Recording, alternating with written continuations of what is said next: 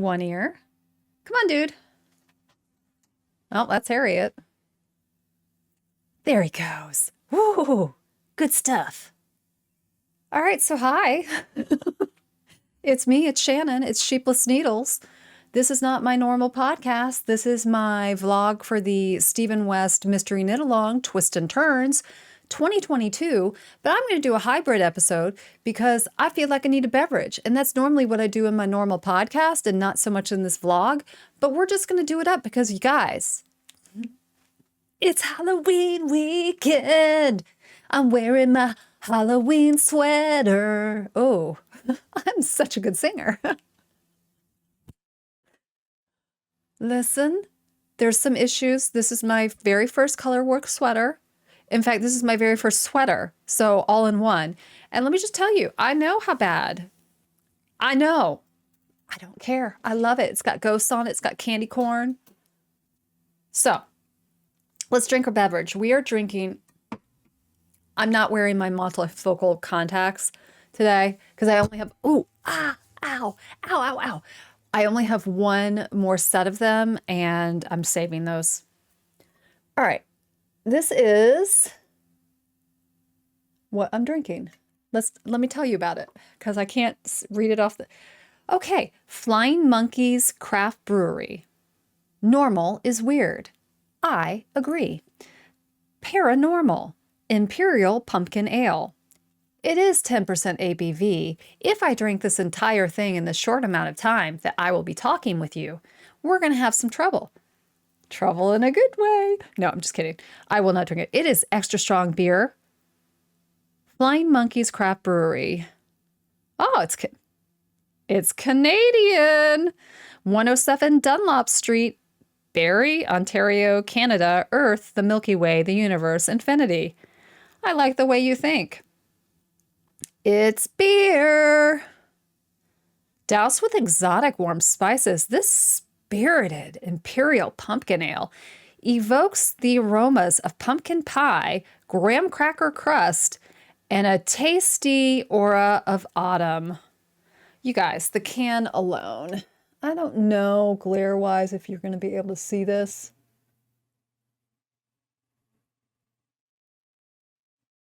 Try to tilt it a little bit so the glare. This is a super cute can. Oh, look at all that information there. Oh, the Cult of the Pumpkin, pouring with an otherworldly orange glow, the subtle blend of cinnamon, ginger, nutmeg, and allspice swirl in the metaphysical balance of the spirited imperial body of this 10% alcohol by volume beer.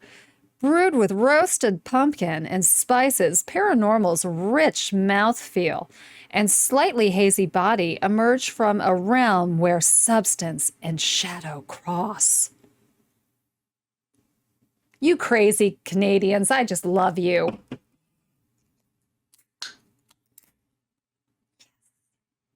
Renaissance Fair little goblet from the year 2000.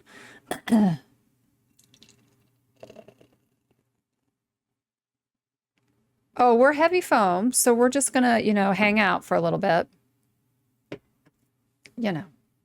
Okay. So maybe I should start talking about the MKAL. Yeah, you guys, it is session 3, clue 3. In the done bin. No, that sounds like a trash can. Check off the done column. What am I trying to tell you? That I finished clue 3. That's what I'm trying to tell you. I did it. I did all of it. And I'm darn tootin' proud of myself. I really want some of this beer, and it's really just foaming. So, okay, so what we're going to do while we wait for the foam to go down, I did, film some footage from during the week, but I got to tell you, I didn't film very much because really all we were doing was knitting a bathrobe tie. Who wants to knit that and then watch someone else knit it? Not this girl. Just channel Three's Company and Mr. Roper and his bathrobe. That was what I thought the entire time. Was it the color? I don't know. Was it just the fact that it felt like a bathrobe? waist tie thingy. I don't even know what those are called. I'm just saying. That is what... Put the footage in, Mr. Editor, and we will return, and hopefully the phone will be off the spear.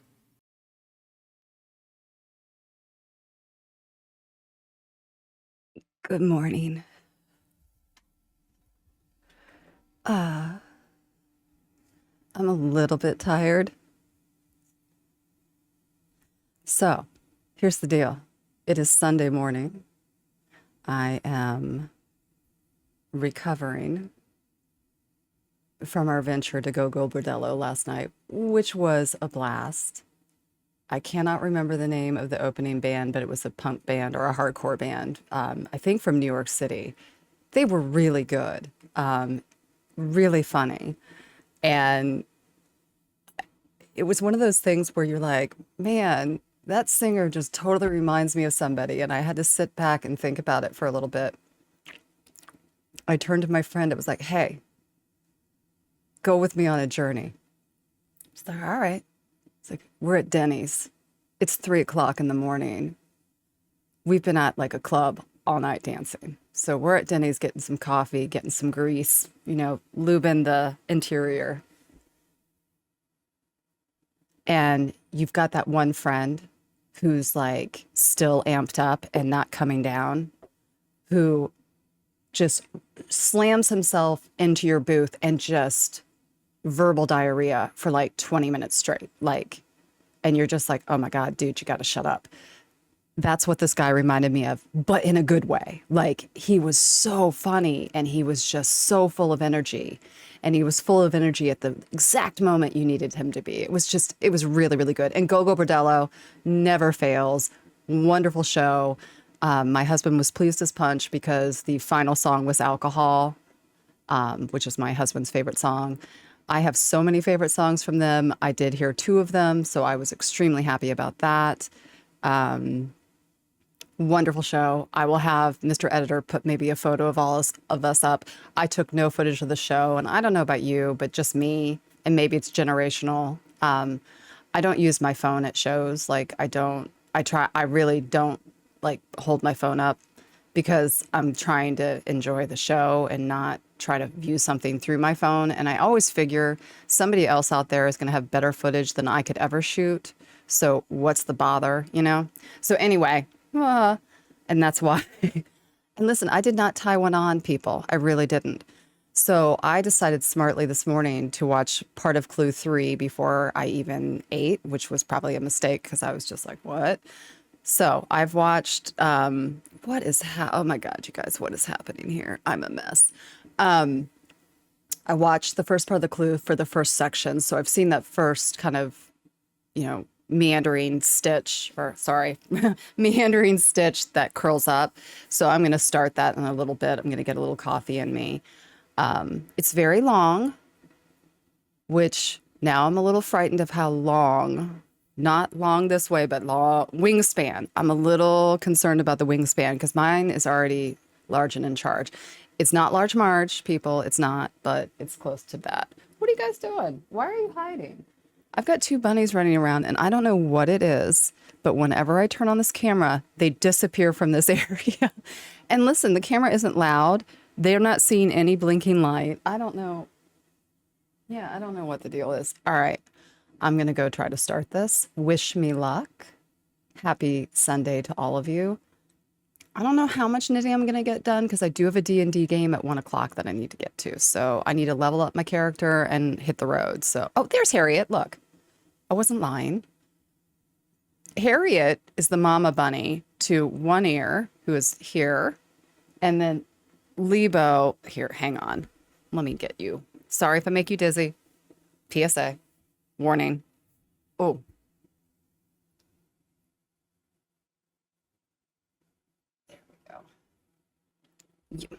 You guys, look at those cute bunnies.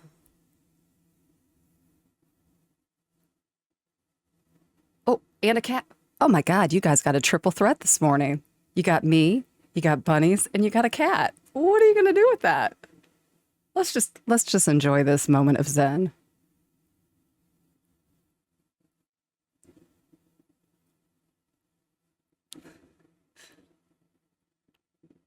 And we're gone. Hello. It's me. It is Sunday night. I'm getting ready to go to bed. I'm exhausted from this weekend. Lebo, look at that little cute dude. That is what he does when he wants a treat. He sits and looks friggin' adorable. You're gonna need to wait a second. I will give you a treat. I promise, but let me get through this. Okay, so I know I recorded this morning, but I was like comatosely tired and I don't really remember what I was talking about. But I did want to update on something. I did not watch The Clue yesterday or knit on it on Clue 3 at all yesterday. So when I woke up this morning, I went upstairs and I got myself some coffee.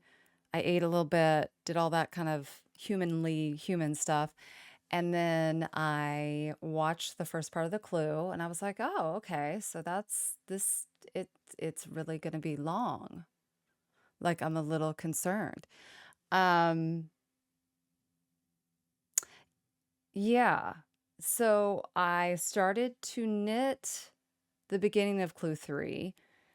And obviously, this is like you're going to see my work. So if you don't want to see anything, you need to, I, I don't know, turn off your monitor, go skiing. I don't know, whatever you do in your spare time. Okay, so here's what happened. Let me kind of show this to you.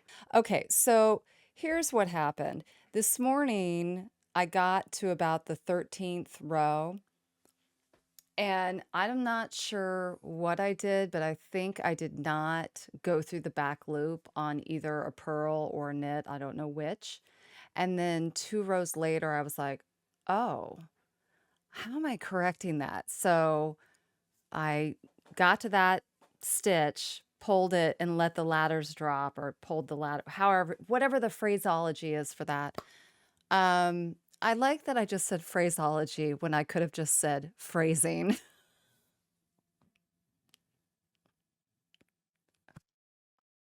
What is wrong with me?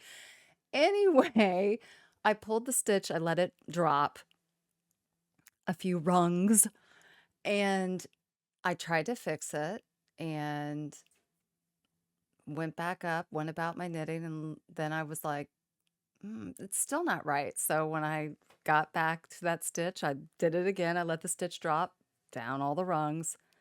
And then when I tried to fix it, like I was pulling, the two sides apart so the rung was straight and not loopity droopy droopy. And there was a knot in it.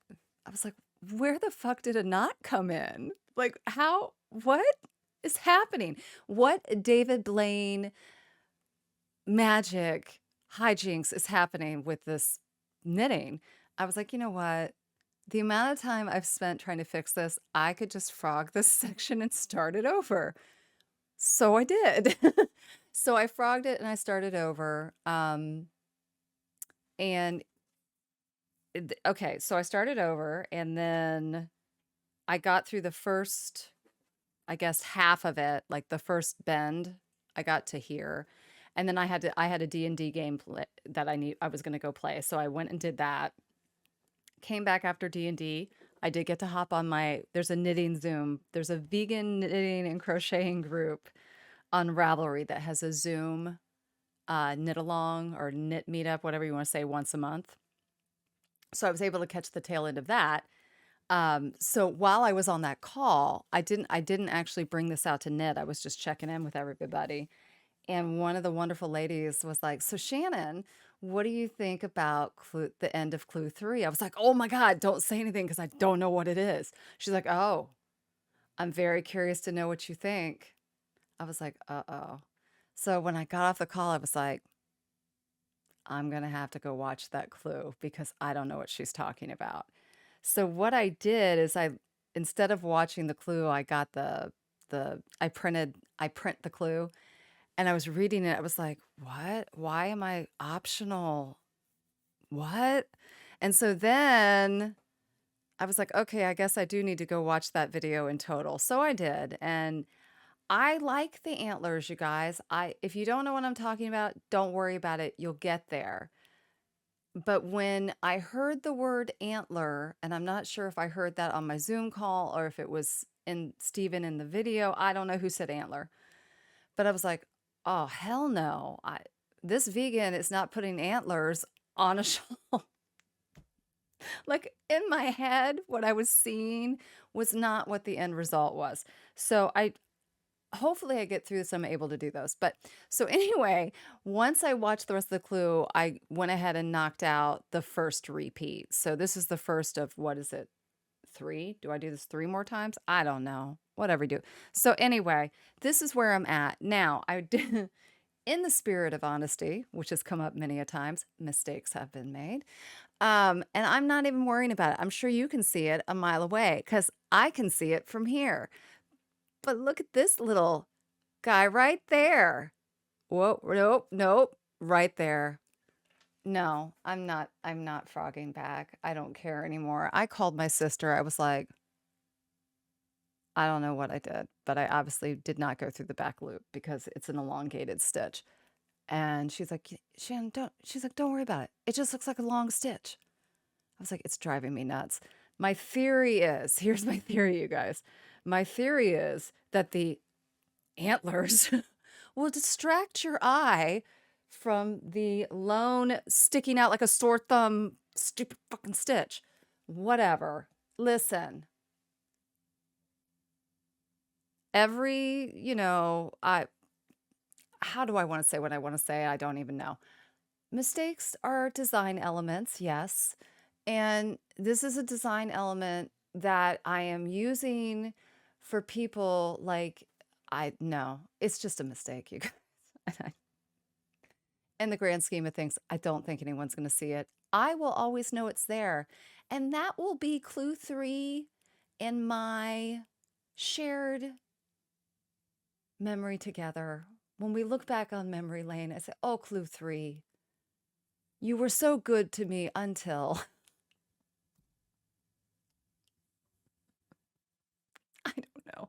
So I guess moral of the story is, I don't know what video it was in that Stephen West did, but he was talking, someone had asked him about, like, it was a Q&A, and someone was like, how do you know when you need to tink back versus frog, or just go on about your business? And I think we all know, if you've watched any of Stephen's videos, he's a just go about your business type of knitter. He's like, fix it later, pick up a stitch here, drop a stitch, whatever you need to do to fudge it. He's pretty like chill about it, right? And his answer was, listen, he's like, if if your work is comprised of less than 10% error, you're fine. No one will notice. If your error ratio is over 10%, you need to think about frogging. And I just thought, you know what? That's actually, when you think about how many stitches there are, 10% is really not that much across the large span of a piece. And I mean, those things could be, I don't know, you skipped a stitch, you have too many stitches, like whatever it is, you twist a stitch, whatever the mistake is. There's so many other ways you can hide that. And I think in his work, because it's so like kapow, in your face, like that cute bunny butt, I don't think you really notice those minor elements in the larger picture. I think, obviously if you go micro and you're going to examine each section with a magnifying glass, or in my case, just with a naked eye, you'll see it. And that's that. But you know what? That's part of the journey. For me, I am never going to be a perfect knitter. I don't even think I know what that is. I don't even think I would know how to define that, because I think when something's handmade, it's handmade. And I guess I view like a mistake as part of the process, right? Um, it doesn't mean I like looking at them. Like, I was annoyed by that stitch, but now I'm like, you know what? Oh, well, I've embraced it. I've moved on. Whatever. So anyway, that is where I am at on Sunday night. I think I might be able to get caught up on the knitting portion by clue drop on Thursday. I will not have the quote antlers done, but you know what? Here's what I thought. Like, antlers would be a great thing to just do. Like, when I take a coffee break, I'll knock out an antler. I almost said knock up an antler. What is, okay. It's, yeah, I need to get the makeup off and I need to go to bed. So anyway, that's where I am at clue 3. What are your opinions on clue 3? Like, I like the antler. That I really like that idea because I think, and I don't know when I said this, but I know I've said it, that sections, the cable sections, I was like, man, I hope something goes on with those because that's just a big old block of like that. So I really do think that will help break that up. So I am actually very happy that that is part of the clue. So Cheryl, I'm good with clue 3. Will I get it done? Stay tuned. Okay, guys. Listen, if you're working tomorrow, if you're staying at home working, whatever you're doing, I hope you have a wonderful, wonderful Sunday night. And I hope, well, past tense, I hope you had a wonderful Sunday night. And I hope your week starts out well. Listen, in the comments, I already have found somebody like me who's strained a little bit of the musculature of their hand and wrist. You guys, again, wrist calisthenics are not a joke.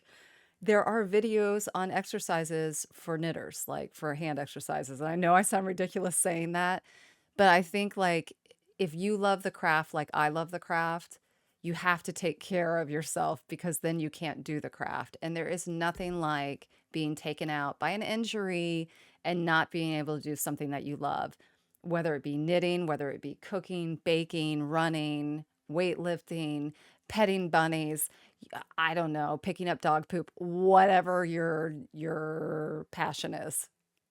That got interesting.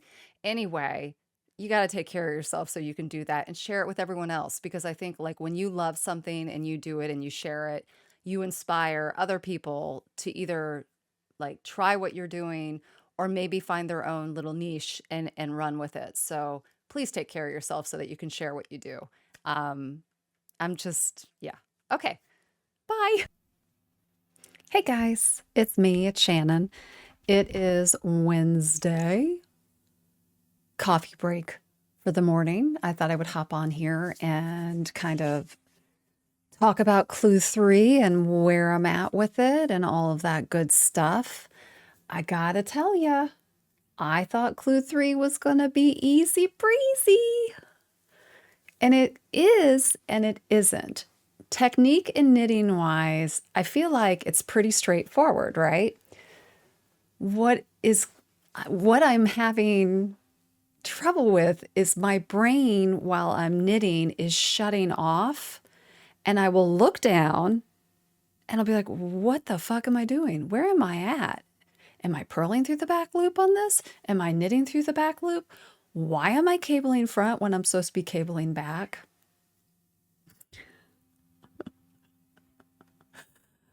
Most of which I've been able to correct without issue. Note the word most, but that's okay, you know. But is anybody else having that where like you get into the zen of knitting and you just totally don't even know where you're at? So I've been checking off the pattern with pencils to make sure I don't, and I can, you can count the rows, but it's not so much knowing where I'm at row wise, it's knowing what I'm doing within the row. Like, because there's just a lot of like knit normally, purl through the back loop or purl normally and, you know, whatever it is, purl through the back, whatever, purl normal. What am I saying? You know what I'm saying. This, oh, not doing so well with that. I don't know why, but you know, I haven't frogged. Let's put it that way. It's not that bad. It's not that bad. Let's show it to you. Hang on. Let me grab. Angry Uterus Bag by Fat Squirrel Fibers. Okay, peeps. Now listen, I had to roll her up because the turning and twisting of these sections is so friggin' often that, yeah. I'm sure you're all going through it too.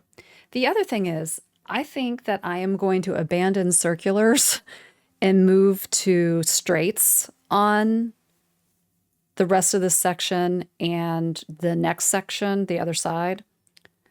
Because indeed, I'm still on the first section of Clue 3. I haven't even started the second. But just, it's kind of unruly and the cable gets in the way and it's annoying. So here's where we're at. Would it help if I went like, oh, maybe not. I can't. This is very difficult to show. Okay, so this is where I'm at. Now, I mean, you can, there we go. It's kind of hard to show this, you guys. I think you all are aware what it is, though. So you can kind of see where I'm like loose. Where I seem to be forgetting things is on the turn. So you have the couple rows where you're not doing any cabling and then you switch your cable direction, right? It's on that switch where I just see my brain just is not with my hands at that moment. So I've had a lot of backup and correct within rows, which isn't a big deal. And it's not, I mean, there's mistakes in here, but nothing that I'm concerned about. So I'm just curious, is anybody else having that issue? And the other thing I started thinking about was like, man, it would suck if you really messed up and or if you found a mess up that you wanted to fix all the way down, because that's a long ways down, people. So that's where I'm at. I have 20 more rows in this section, and then I'll pick up the next section on straights. I'm not messing with this cable anymore. I was having to hold the cable like in my armpit. I was like, this is freaking obnoxious. A normal person would stop and just shorten the cable, but I think we know I'm not a normal person, so we know where that's headed. I think what I am going to do, it is Wednesday. I am obviously not going to be done with the next section by Clue Drop, and I'm not worried about that. I'll be done by the weekend. I'm going to go ahead on my like lunch break today and maybe, tomorrow on my break, I'm going to knit the antlers. So I'm just going to knock a bunch of those out, have them set to the side, and I'll weave those in like whenever. I don't feel like an intense amount of like, oh, I need to have that done by the weekend, because I feel like that's not really knitting once you've knit them. It's just putting them in and finagling them, which I feel like would be a really good project while I'm watching TV, and not so much when I have time to concentrate on knitting. I feel like I want to concentrate on the knitting. So that's how I'm going to approach those, but I am going to do them. And that's where I'm at. So I'll probably film some footage of me knitting said antlers and maybe some footage of me putting an antler in or two. I don't know. We'll see. I feel like it's going to be really fidgety and it might be a tad bit frustrating to do it. So if you've done it, let me know how you feel about them. I haven't yet, so I'll report back. And I'm going to get back to work, you guys. Did one ear come out? No. Well, one ear was out. He's in his litter box off camera. Sorry about your luck. Let me see if I can turn this. Whoop, wrong way. There he is. Can you see him? He's hiding. He is right there. He's eating. Harriet and Lebo hanging out. Those are your bunnies. Okay.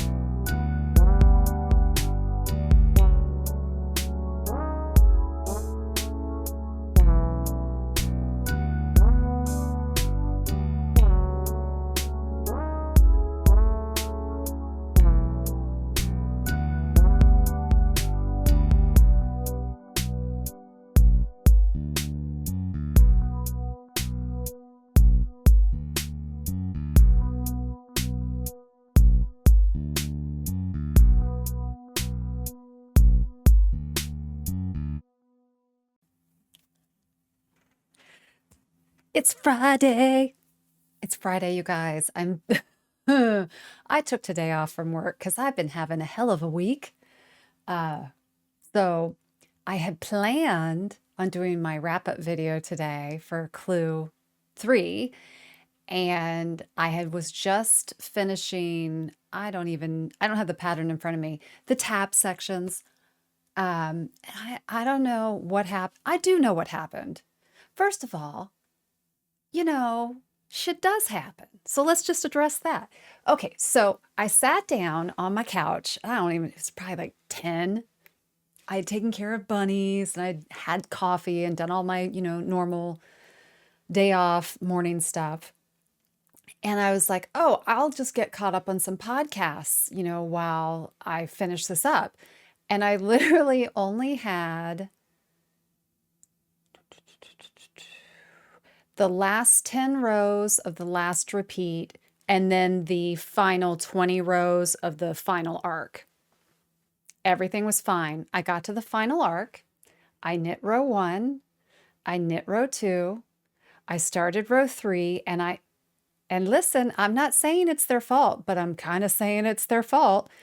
I was watching Kevin and Ray, Needles at the Ready. It's not a vegan podcast, so don't at me about that, but I love them. I think they're wonderful people. I don't know them, by the way, but I had not gotten caught up. And so they, I don't even know, their dog, Tarquin, passed away.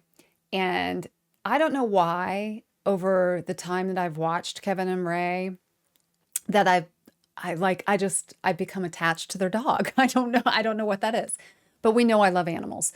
And they were just talking kind of about their experience, and they had gone to Rhinebeck over the weekend after it happened. And so I am just thoroughly invested in what they're talking about. And I looked down, I was like, what the fuck am I doing? I had no idea how I had been knitting. I know I was supposed to be cabling. I think I was cabling. I don't know if I was cabling in the right direction. Like, it was bad. So I tinked off the row and I was like, I'll just redo it. And I redid it. And then I knit row 4, which is the wrong side. 2, 3, 4. 2, 3. Okay, 4 is the row that I screwed up on. 5 is the wrong side. 5 I knit. I turned it over to the right side and I said, oh shit. I really didn't know what I did. And at first I was like, okay, maybe as I move forward and I cable on, it'll correct itself and it won't be so bad, because it's kind of where like you're coming out of the straight and curving. So I knit another 2 rows. So I did another row of cabling and then another wrong side row, flipped it back over and was like, yeah, I know. So I tinked back, corrected it, knit the next row, knit the next wrong side row, flipped it over and said, son of a bitch. Still not right. So now I'm like, okay, I don't have safety lines in. There's nothing, none of that's going on. So in my head, knowing that I need to basically, like, it's not even tinking, I need to pull, because I need to get to a point where my knitting was correct and I'm not tinking incorrectly, because I think, and go with me on this, when you really mess something up and you go to tink back, but you messed up so badly, you can't read your knitting well enough to know how to reverse it. That is where I was. So I sat on the couch and I held the strip in my hand and I pulled and I was like, dear God, let me be able to put the needle back into these loops in the right direction before I have a panic attack. So I sat there, I held it and I pulled. I really should have videoed this, but I'm kind of glad I didn't, because I was probably like, oh. Now, I didn't cry. I don't even think I cursed. I think I cursed more right now than I did when it happened. And I didn't get armpit sweats. So in the gauging of like, this is a problem, this was probably pretty low level, because I don't know if you've ever made that mistake in a project and all of a sudden you're just like, it's like torrents, right? I didn't have that going on. So I put them back on. Everything seemed fine. And then I looked at it. I was like, I don't know about this. So I knit 2 rows, looked at it. I was like, you didn't pull far enough, you dumb bitch. Now, a wise person like my sister would say, Shannon, put your knitting down and walk away. But the other little thing sitting on my shoulder is like, that little imp is like, bitch, you better get this shit done. What are you doing? Get moving. Why are you scared? Pee. I do it again, and I went another couple rows, and then I lost count of how many rows that I undid. You can see this was a nightmare. Yes. Okay, so anyway, I get the needle back in. The stitches look like everything's good. And I just guessed, judging by where, the yarn fell in back. And I was like, I'm not counting rows. There's no way I'm doing that. And I did, it looked like there were enough straight stitches. I was like, okay, I think I'm actually at the very last row 20 on the bottom of the pattern. So I knit that last row, and then I just started the 20 rows again. And good Lord, you guys, we're not going to talk about my Kitchener stitch on this either, because that's a hot mess. And you know what? After everything, I don't care. So here she is. Oh, oh, what is happening? There is something large and in charge in front of my eyeball. Hey, listen, the other thing I want to tell you about, I'm wearing my trial multifocal contacts today. I have gone through 3 different trials of these, trying to get the right range, because my eyes are not the same, right? So my left eye is like, needs a lot of help, and my right eye doesn't. So yeah, there's that going on too. Anyway, what's going on with me? Okay, so I will show you. Ta-da! Look, no needles attached. Okay. There's no way to, there's not a, you all know there's not a good way to show this, like, unless you lay it down. I did take photo. Mr. Editor put said photo here. But, you've seen all this part. Let's just, I don't even know which one it was now. I just need to look for the bad Kitchener stitch, I guess. Oh, that's the good one. My other fear is I feel like one is longer than the other, but they're right. Oh yeah, this Kitchener stitch is bad. But okay, so I have not watched Clue 4, and all I have to say is, can we, this better attach to something, because I don't know what is happening here. Bathrobe Central. Okay, so where all the screw up was right from here up, and you can kind of tell the tension changed. And I think the tension changed because I was so like, I don't want to let go of those stitches. But, periodically through here, there's some unevenness, and there may actually be a knit one back when it was supposed to be a regular knit. Whatever. I'm not worrying. I'm not, listen, I'm not entering a contest of perfect knitters. I'm just entering the contest of winning my own life. You know what I'm saying? So, okay, so that's where she's at. I have started, and I think what I'm going to go ahead and do, because I don't know what Clue 4 is, I don't think I can take it anymore. I think I need to watch Clue 4, and maybe I'll watch Clue 4 while I do the antlers, right? Yeah, I have no idea where this is going. So the next time you see me, I will have watched Clue 4. So this is my face prior to Clue 4. I'm super stoked. I'm super excited. I really hope there's not a ton of cable cast-ons. Okay. I also really hope we are not doing this meandering stitch for a bit. Like, I need a minute on that. Other than that, like, I love the antlers. I love putting color into those cable sections, because good Lord, I was worried about that. But I'm super stoked. So when you see me next, if my face is anything other than like, Shannon looks really happy. I don't know. It's going to be great. Whatever it is, you know what? Listen, nothing can compete with the final Clue on shawlography and that striped friggin' border. So really, there's only one way to go, right? So happy Friday to you. I will check in later. Um, I hope you guys have a wonderful day, wonderful weekend, and I will probably get this video posted tomorrow or Sunday.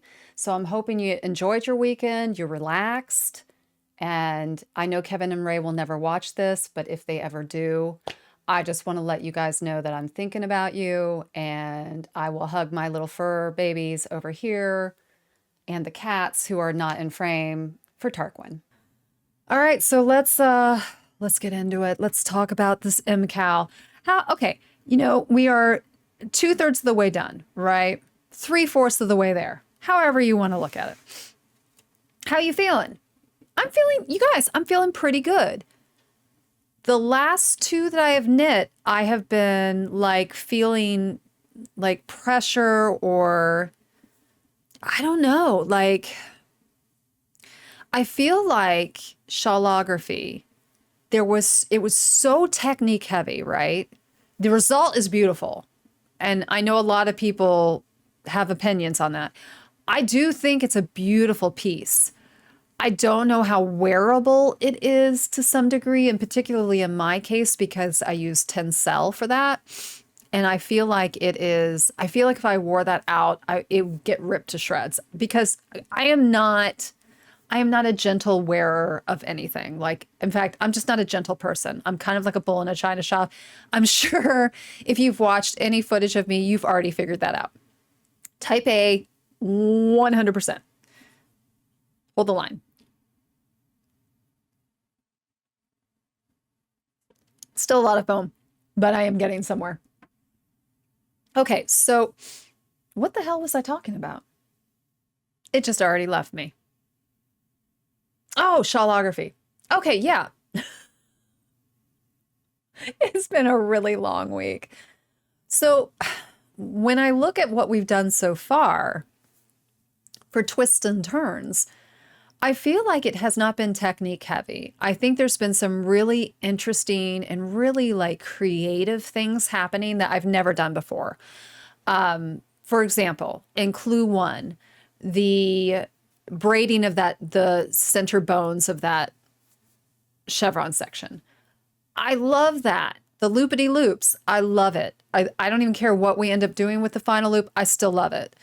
It's so cool. And it is a technique I would love to see in a different color palette for me, but I loved that. I absolutely 100% adore the weaving of the accent color into the cable sections, the antlers. Love it. I think that given my reservations, which I think I brought up in the last MKAL vlog, I was concerned about the solid block of beige. And, we'll look at the reverse side of this and we'll talk about it. So here's the reverse side, and this is the reverse of a cable section. So I'm hoping you can't see any of the accent color poking through. But I just kind of felt like, and again, we're looking at the reverse, so everyone chill out. I know you're not seeing what you need to be seeing. But, okay, so when you're looking, I want to try to, there we go. When you're looking at this, like you have this great graphic center panel, right? Moving into the ray, and then just a blob of beige at the bottom. It just totally reminds me of like when you move into an apartment and everything is painted that beige color and then the carpet matches. It's just a lot of like beige. And I'm not saying beige is a bad color. I'm just saying I don't live my life in beige. Which I'm sure you already have figured out. And listen, if you're a beige person, I'm cool with that. Then you probably loved that. And maybe you didn't weave in the antlers. I want to know that. I want to know your feelings. I was concerned when I watched the video for Clue 2 with the weaving of the antlers that it was going to be really tedious because of like just the way you did it and then having to whip stitch the base of it and, just tinker with it a lot. But honestly, when I sat down to do it, it was a breeze. I really enjoyed it. It didn't take very long at all, actually. So I firmly stand behind the antlers. I did not stand behind the yarn shrimp, and let me put that out there. So yeah, I feel like, where's one here? Am I blocking him? Where'd he go?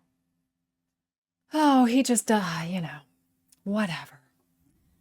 Can't keep him close to home for long. Yeah. So, sorry, I'm going to try to monkey with this so I don't need to, oh. Yeah, so I feel like clue 3 was a little bit of a respite. I feel like clue 2 was just a lot, and clue 1 was a lot of knitting. Like when I look at, you know what? I did not look. Hang on, I want to check something. I wrote down totals, and I'm just curious about something in between clue 1 and clue 2. All right, so clue 1, I used 98 grams, or like 100 grams of each color, of main color and contrast color. And in clue 2, 95, not that much different. I used 95 of the main color, 99 of the contrast color, and 34 of the accent. So I actually used, all right, so clue 2 had more yardage in it than clue 1, which is not what I expected, because I have not really like digested my yarn totals yet. This is the first time I've been doing it. And so why don't we just talk about my yarn totals? And sorry if there's a glare from my glasses, but I do need to be able to read the numbers while I enjoy this fine beverage.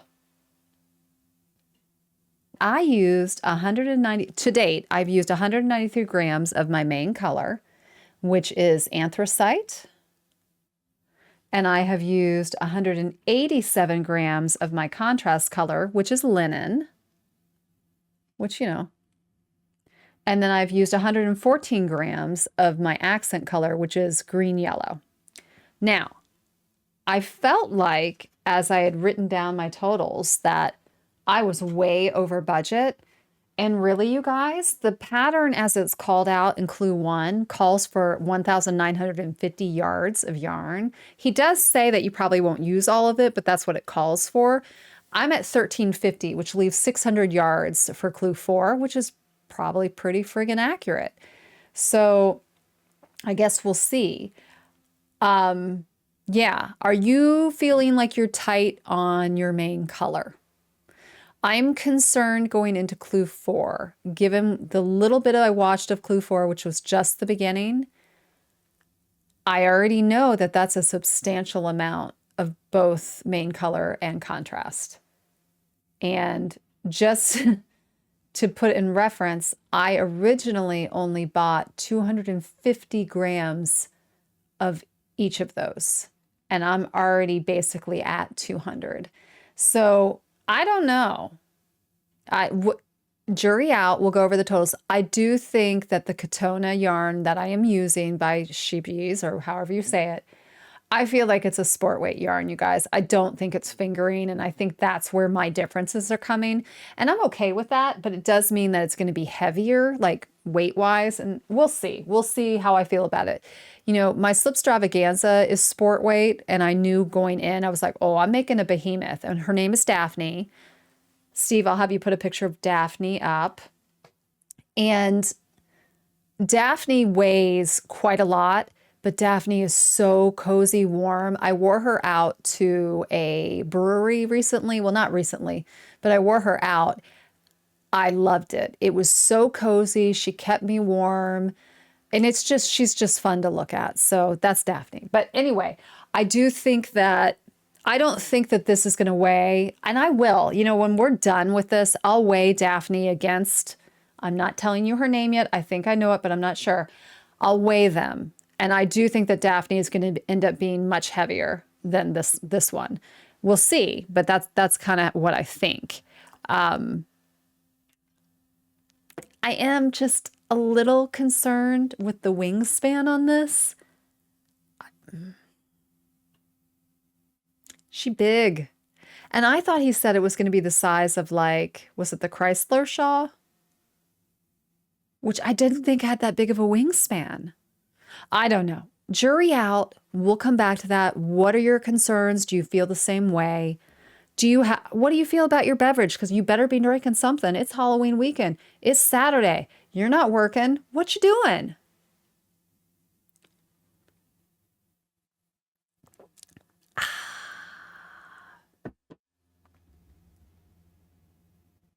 Yeah, those are my things. I will tell you that I've learned a little bit about myself as a knitter through these MKALs, and I think it's interesting. I was talking to my sister. She was working, she's probably past it now. She was working on a cable section, and she did something that I find myself frequently doing, which is zoning out in your knitting and not knowing where you're at. And then you look and you're like, I have no idea what I was doing, but I wasn't doing what the pattern called for. And I think in my footage from the week, you probably saw my incident of like just totally not being present. What I find interesting is when I start an MKAL, the first clue, particularly with the West Knits ones, well, these are the only ones. I've never done any other MKALs. What am I talking about? So my experience so far has been clue 1, I'm amped up, I'm super stoked, but I'm like a little uptight. Like I'm a little, you need to like chill out, and I can't chill out. So I feel like I white knuckle my knitting a little bit in clue 1. Just saying, like if I make a mistake, I'm stressing. Clue 2,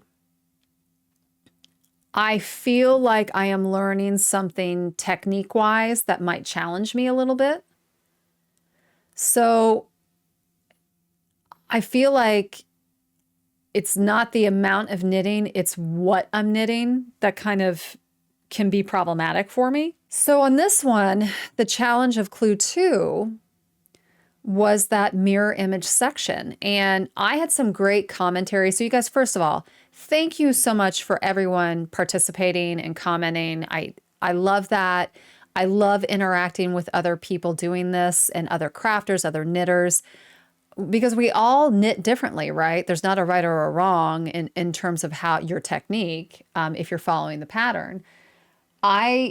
It was very interesting to me because I assumed that most throwers were going to have loose purls, and I guess that's not the case.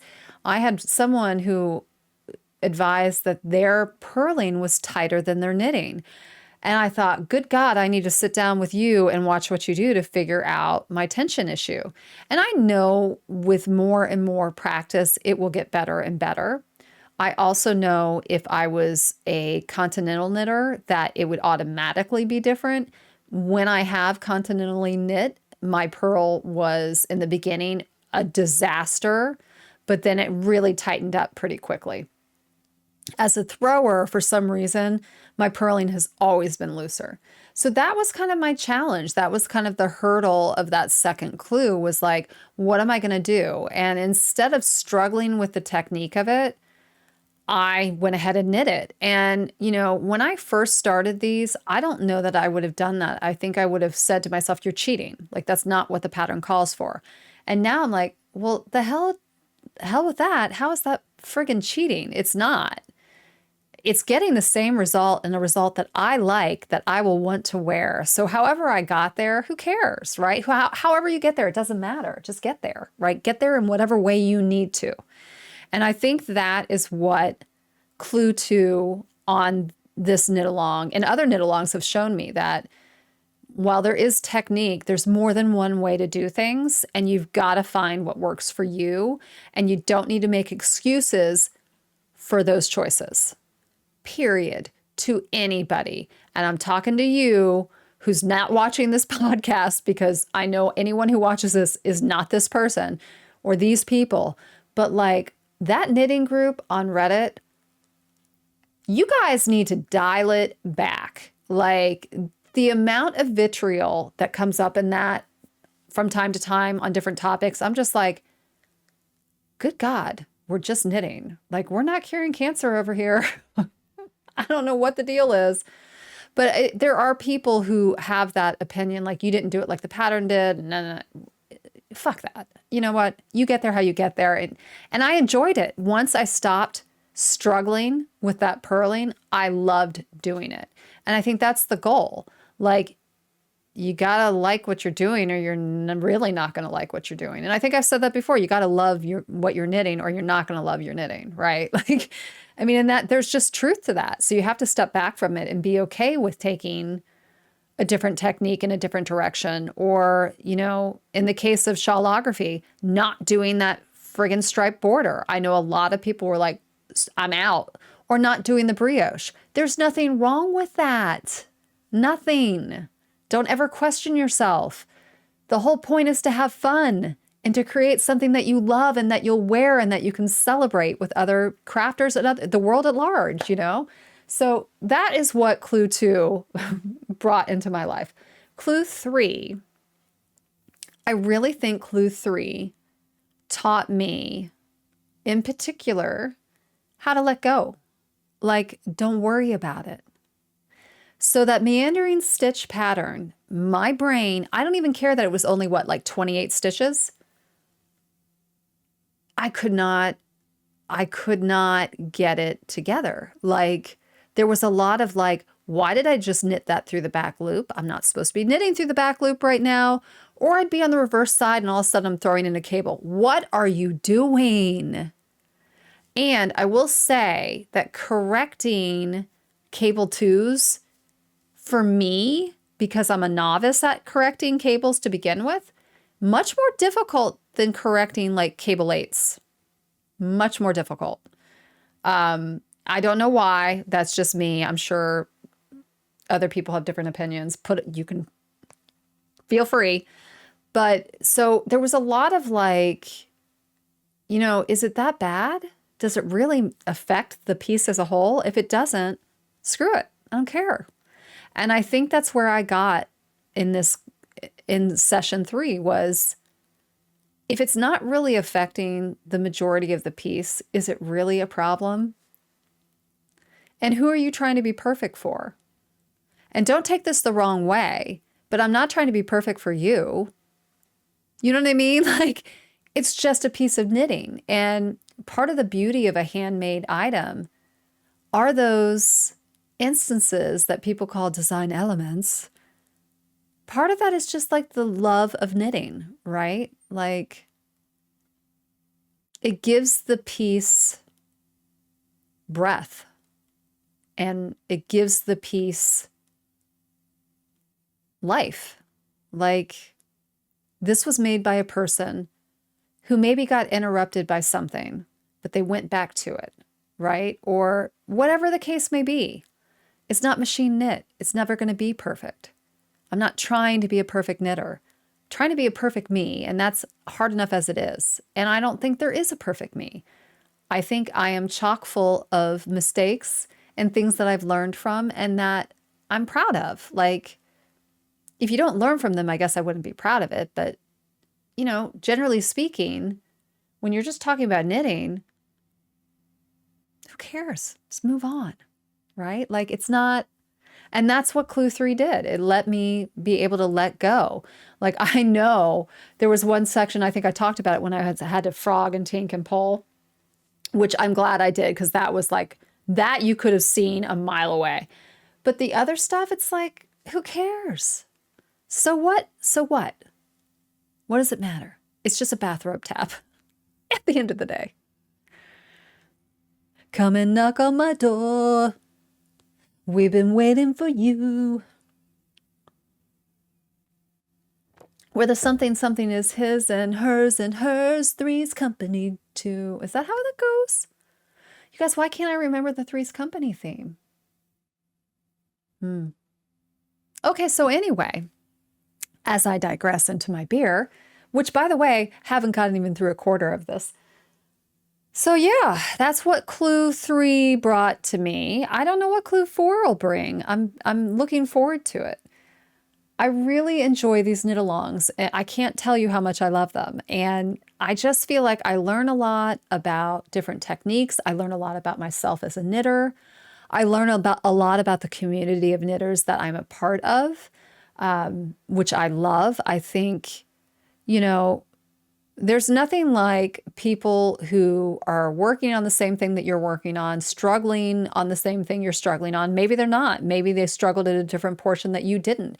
You can learn from each other. You can look at palettes, like everything about it I love. And it, you know, it doesn't help that, I mean, it does help that I love Stephen West. Like, I just feel like I've said it before, and I don't mean this in an offensive way. I just mean it.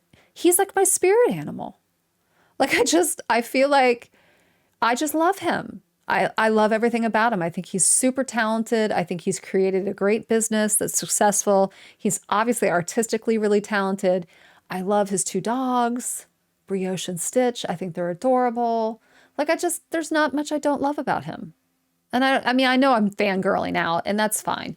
But it's like, you know, sometimes you just gravitate towards an artist who you really just jive with. And that's how I feel about him.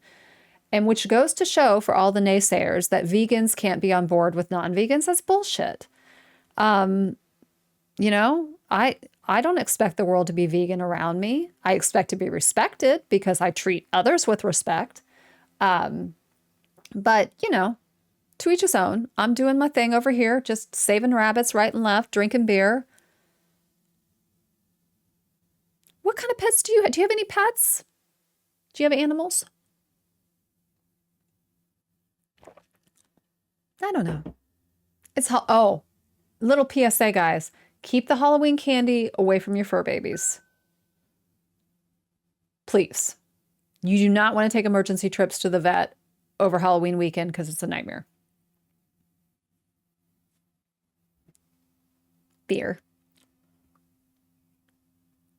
Okay, so I'm going to let you guys loose so that you can go, you know, start clue 4. I think I'm going to start it today. I don't really know. I don't know if I might take today off. I might not do any knitting today, you guys. I don't know. What I really want to do is curl up under a blanket and like eat a massive amount of like salt and chocolate. And no, I don't have my period. I think I'm in menopause. Oh my God, you guys. Okay, listen, I'm going to let you go because I know you're like, shut the fuck up. I hope you guys have a wonderful, wonderful Halloween weekend. I